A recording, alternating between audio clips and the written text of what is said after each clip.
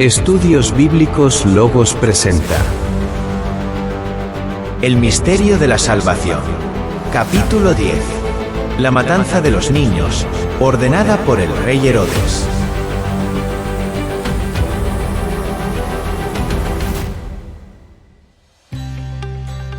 En este capítulo, presentamos la reacción del rey Herodes al verse burlado por los magos del Oriente. Es un relato sin precedentes que solo es narrado en el Evangelio de Mateo.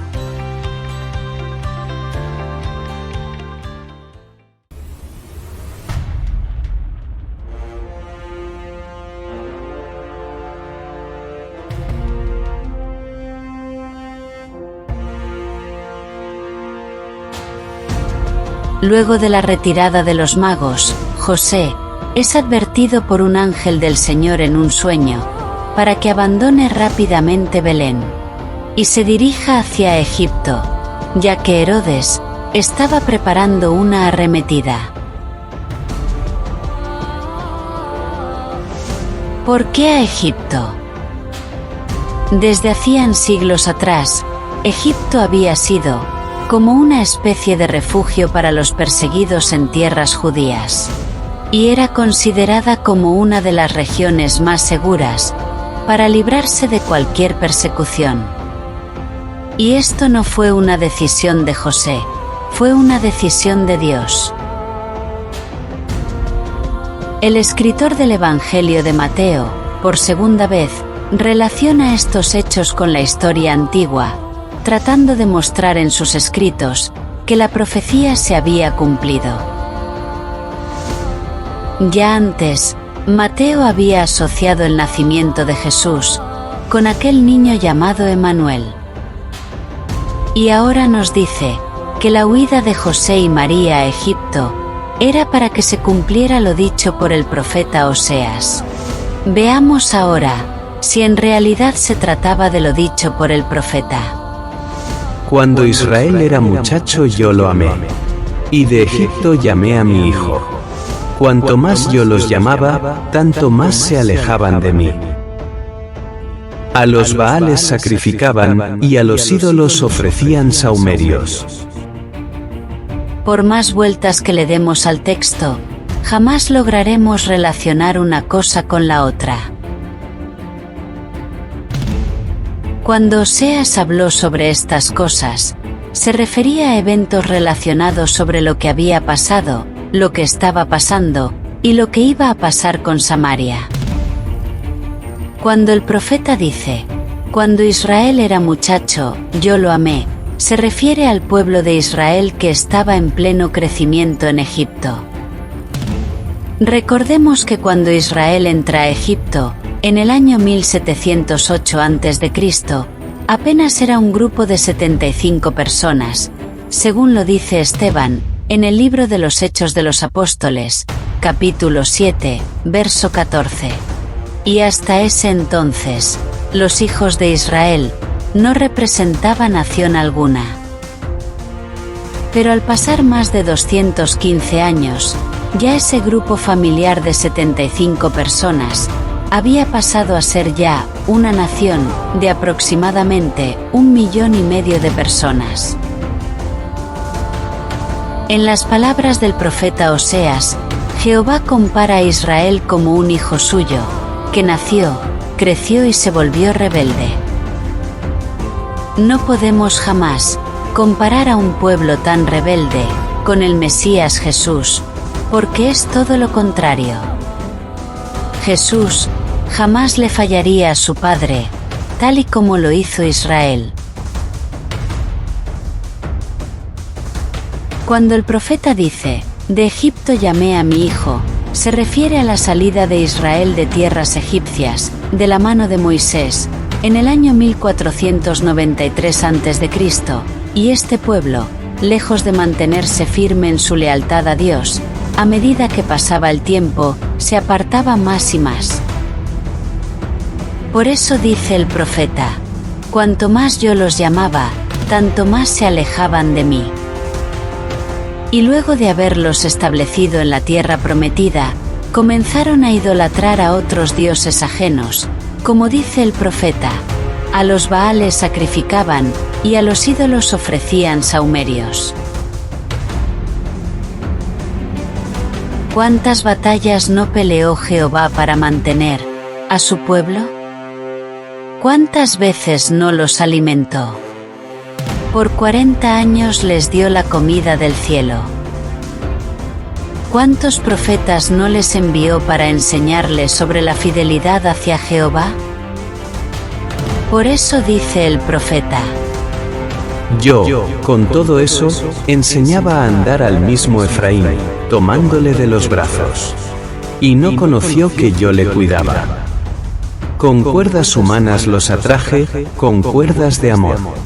Y fui para ellos como los que alzan el yugo de sobre su cerviz, y puse delante de ellos la comida. El castigo para Samaria no sería caer en manos de los egipcios nuevamente, sino que sería entregada en manos de un nuevo imperio que se levantaba, el imperio asirio.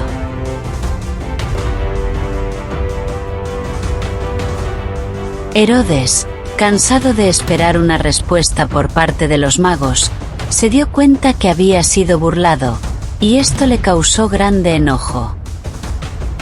Él conocía bien que los judíos en cuestiones de religión eran muy férreos, hasta el punto de morir, si era posible, defendiendo o resguardando algo que fuera relativamente sagrado para ellos, como por ejemplo, todo lo relacionado con el templo y sus servicios.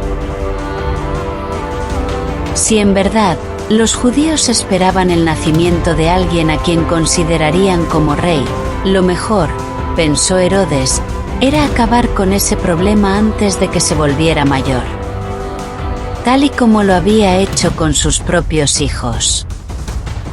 Por eso, lo que pensaba hacer, lo haría de sorpresa, sin dar tiempo a los judíos de resguardar ninguna criatura. Y la orden fue la de matar a todos los niños menores de 2 años, en Belén y sus alrededores. De esta matanza, no quedaron registros más allá de lo que dice Mateo. Por esa razón, hay mucho escepticismo con este tema, sobre si en verdad ocurrió o no. Aquí, nuevamente Mateo nos trata de mostrar que se seguían cumpliendo las profecías con respecto al Mesías. Y esta vez nos conduce hasta tiempos antiguos, cuando nos dice que se cumplió lo que fue dicho por el profeta Jeremías, cuando dijo: Voz fue oída en Ramá, grande lamentación, lloro y gemido. Raquel que llora a sus hijos, y no quiso ser consolada, porque perecieron. Otra vez nos preguntamos, ¿en qué se basó Mateo para relacionar las palabras de Jeremías con este hecho sangriento, promovido por Herodes?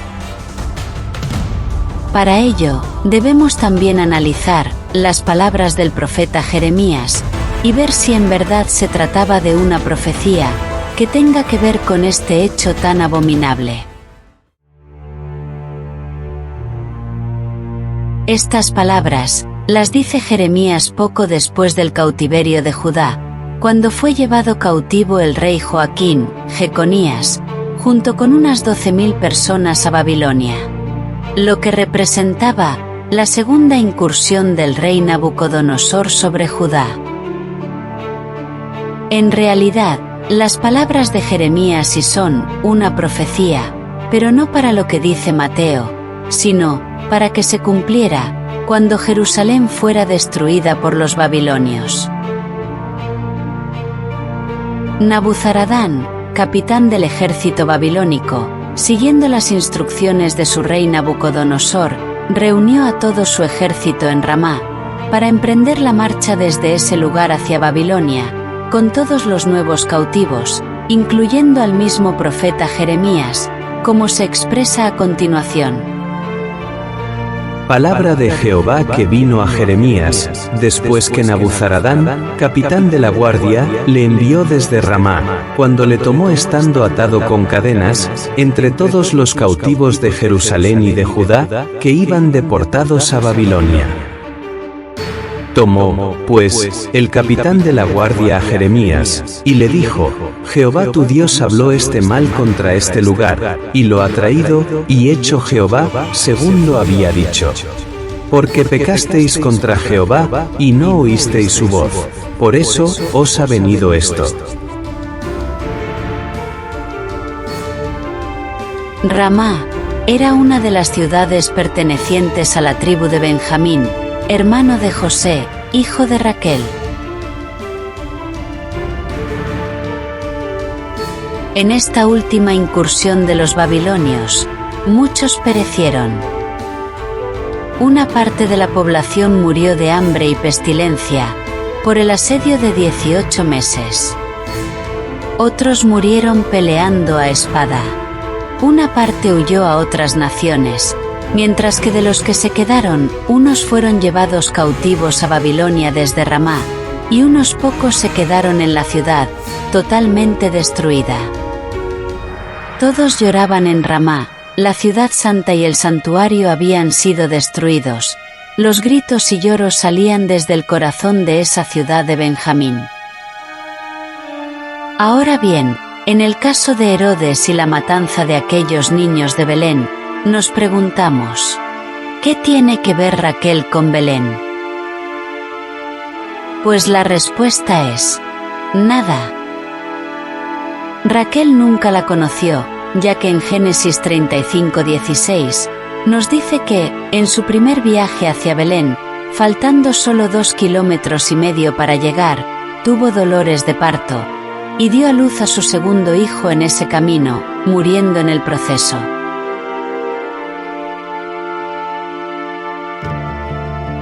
Más tarde ese niño se llamaría Benjamín. Ramá fue una de las ciudades entregadas a la tribu de Benjamín, hijo de Raquel, y se encuentra del lado norte de la ciudad de Jerusalén. Mientras que Belén se encuentra del lado contrario, hacia el sur. Si Herodes, quien residía en Jerusalén, sabía perfectamente que los magos tomaron camino al sur, hacia Belén, ¿por qué habría de mandar a matar a los niños de Ramá, que estaba del lado contrario? Otro caso, donde se menciona una tragedia para los hijos de Raquel, esto es, la tribu de Benjamín, es en el libro de los Jueces, capítulo 20, verso 46. Cuando casi fueron extinguidos, por conflictos internos con las otras tribus hermanas, donde perecieron miles de benjamitas, todas sus mujeres y niños. Sus ciudades fueron casi destruidas, quedando solo de ellos un remanente de 600 hombres. Ahora bien, ¿se refería Jeremías a este hecho, que había sucedido cientos de años atrás? Es indeterminable, pero es el único caso que relaciona a Raquel con sus hijos. Jeremías hablaba sobre la promesa del regreso del cautiverio, tanto de Efraín como de los judíos. Sus palabras tuvieron que ver con los de Benjamín, hijo de Raquel, pero de algo podemos estar seguro, y es que nada tiene que ver con la matanza de los niños de Belén, ya que Belén fue una ciudad que perteneció a la tribu de Judá, no de Benjamín. Herodes fallece, el miércoles 7 de enero, del año 1 a.C., unos 2 meses más tarde, luego de la matanza de los niños. José se logra enterar de la muerte de Herodes tan pronto ocurre, pero no se mueve, esperando instrucciones de Jehová. José también se entera pronto, acerca de la matanza de los rebeldes en Jerusalén por parte de Herodes Arquelao. Esto aumenta su temor, ya que, ignorando las causas de esta masacre, Pensaba que era parte de la escalada empezada por Herodes, en contra de los niños judíos de Belén y Ramá, de la cual él había tenido que huir a Egipto. Luego de estas cosas, Jehová le ordena a José, por medio de uno de sus ángeles, y a través de un sueño, para que retorne a tierras judías. Cuando estuvo listo para la partida, José quiso retornar por Belén, pero sintiendo mucho temor, retarda su salida. Hasta que nuevamente, el ángel vuelve a aparecer en sueños, y lo envía a Galilea, fuera de la jurisdicción de Arquelao. Quien escribe el Evangelio de Mateo, ignoraba que ya José vivía en Nazaret desde antes del nacimiento de Jesús, y así lo da a entender en sus escritos, pensando que José y María eran oriundos de Belén, y que se van a Nazaret luego del regreso de Egipto. Mateo desconoce lo del empadronamiento ordenado por César Augusto, y no sabía que Jesús había nacido en un establo de animales, porque de otra manera lo hubiera dejado por escrito.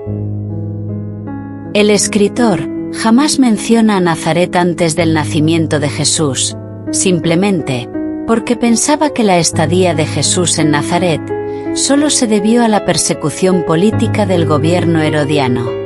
Y según él, para que se cumpliera una profecía de que había de llamarse Nazareno. Y vino y habitó en la ciudad que se llama Nazaret, para que se cumpliese lo que fue dicho por los profetas, que habría de ser llamado Nazareno. Si nos ponemos a indagar un poco más a fondo, y queremos buscar en las Sagradas Escrituras, donde fue que algún profeta mencionara algo acerca de que el Mesías había de llamarse Nazareno, no nos molestemos mucho, porque en realidad, esto no aparece en ninguna parte. ¿A qué profeta entonces se refería Mateo? Jesús sería llamado Nazareno lógicamente, porque fue la tierra donde vivirá por espacio de 30 años, pero no porque estuviera escrito desde la antigüedad, como se quiere dejar ver en el Evangelio de Mateo. En Nazaret, el niño crecía y se fortalecía, pero la niñez de Jesús es un completo misterio. Nadie sabe qué ocurrió con la vida de esta familia, solo que vivieron en Nazaret. Por allí existen ciertos escritos apócrifos, que nos hablan acerca de la niñez de Jesús, como por ejemplo el protoevangelio de Tomás, que describe todas las cosas y milagros que hizo Jesús cuando niño, incluyendo resurrecciones. Pero si esto fuera cierto, ¿cómo es que Jesús, a sus 30 años le dijo a su madre, que todavía no había llegado su hora? Si Jesús estaba sanando y resucitando personas en su niñez, quiere decir que su ministerio no empezó tan tarde como lo describen los evangelios canónicos. Lucas nos dice que el niño crecía y se fortalecía, y se llenaba de sabiduría, y la gracia de Dios era sobre él, y esto es todo lo que se dice sobre Jesús desde que regresaron de Egipto. También sabemos perfectamente que María tuvo otros hijos, y que José continuó ejerciendo su trabajo de carpintería. Mientras Jesús crecía y se llenaba en sabiduría en Nazaret, por Judea, los padres de Juan el Bautista, debido a lo avanzado de sus edades, murieron cuando él todavía era bastante joven. Por lo cual, la mayor parte de su vida la pasó por el desierto y por los alrededores del río Jordán, atendiendo el llamado del Señor. Juan no conocía a Jesús, quien venía siendo su pariente lejano, ya que prácticamente vivían en polos opuestos. José y María, todos los años subían a Jerusalén a celebrar la Pascua, pero eso no significa que siempre llevaran a Jesús. La anécdota que relata Lucas acerca de la visita de Jesús al templo, ocurre unos 5 o 6 años luego que es depuesto Arquelao. Y vale la pena mencionar que para esa fecha, al templo aún se le estaban haciendo algunos trabajos de expansión, pero solo por los alrededores, ya que el templo como tal estaba operativo. Para esas fechas festivas, la gente se organizaba en grupos o campañas para hacer sus travesías a pie, desde los distintos lugares, para llegar hasta Jerusalén, y de esta manera, participar de las festividades o fiestas solemnes decretadas por Jehová. Estas fiestas pascueras se extendían por varios días, para luego volver en campañas a sus tierras, y generalmente se hacían a pie, porque era meritorio hacerlo de esta forma. Cuando Jesús había cumplido ya sus 12 años, acompañó a sus padres hasta Jerusalén, y es muy probable que no fuera la primera vez. Pero en su viaje de regreso, sus padres se dieron cuenta que Jesús no venía en la caravana. Es difícil imaginarse cómo pudo Jesús quedarse en Jerusalén sin que ninguno de sus padres se diera cuenta, pero lo que pasó en realidad fue que, como eran viajes de caravana, iban muchos parientes entre ellos, también amigos y conocidos. Jesús no era el único chico de su edad, entre ellos iban otros niños. Y durante el viaje camino a Jerusalén, es muy probable que Jesús se apartara un poco de sus progenitores para compartir el viaje con los otros niños, cosa que a sus padres les pareció normal. Una vez terminada la fiesta, cuando se hacían los preparativos para el viaje de regreso, José y María veían a Jesús muy entusiasmado entre los demás niños, por lo cual nada les preocupó, y se sintieron más confiados. Dice Lucas, que solo cuando llevaban un día completo de camino, es que notaron que Jesús no iba entre sus amiguitos, ni entre sus parientes, lo cual desencadenó una reacción de angustia entre sus padres, al darse cuenta que su hijo no iba en la caravana. Ya habían caminado casi todo un día, y ahora tenían que regresar lo más rápido posible, y no fue tan fácil conseguirlo. Solo al tercer día, fue que pudieron dar con él, en el templo, según el escritor Lucas. Esto nos indica que tuvieron todo un día recorriendo las instalaciones del templo, hasta que por fin dieron con su paradero, 3 días después de haberse quedado sin sus padres terrenales. Pero estaba en la casa de su Padre Celestial, quien cuidó de él todo ese tiempo. Jesús estaba en compañía de los fariseos, quienes tenían ya bastante tiempo conversando con el niño, y se maravillaban de su inteligencia, por lo cual le hacían preguntas tras preguntas, a lo cual el niño Jesús respondía con toda sabiduría. Cuando llegan sus padres, María intentó llamarle la atención, por haberse distanciado, y por la angustia que le había sobrevenido. Pero Jesús de manera muy sabia le respondió: ¿Por qué me buscabais? ¿No sabíais que en los negocios de mi Padre me es necesario estar? Mas ellos no entendieron las palabras que les habló. Pero cuando Lucas escribe, mas ellos no entendieron las palabras que les habló, no se refería a José y María, porque ellos sabían perfectamente lo que estaba pasando. Los que quedaron sin entender nada, fueron los doctores de la ley, ya que el niño dice que estaba en los negocios de su padre, y se supone que su padre, José, estaba allí, con la misma preocupación de su madre. María era una mujer muy reservada, y a nadie daba muchas explicaciones. Sabía que el niño tarde o temprano comenzaría a cumplir el propósito de Dios. Y de hecho ya se estaba viendo. Por eso ella prefería mantener todo en silencio, y que Dios se encargara de comenzar a hacer su obra. Sobre la adolescencia de Jesús, por más que busquemos, jamás podríamos encontrar registros sobre su juventud, Ni siquiera Lucas le pudo sacar alguna información a María sobre esta época. José, para los tiempos de Lucas, ya estaba muerto. Y por tanto, se llevó a la tumba todos sus secretos. Mientras que María, quien viviría para ver morir a su hijo, mantuvo en resguardo todo sobre la vida de su hijo en la época de su adolescencia. Ni siquiera sus hermanos pudieron dejar nada escrito sobre la juventud del Mesías, y según la tradición, se dice que trabajó con su padre en la carpintería, y sobre su educación es una incógnita. Jesús no tendrá otra aparición en público, hasta dentro de 18 años, cuando sea bautizado.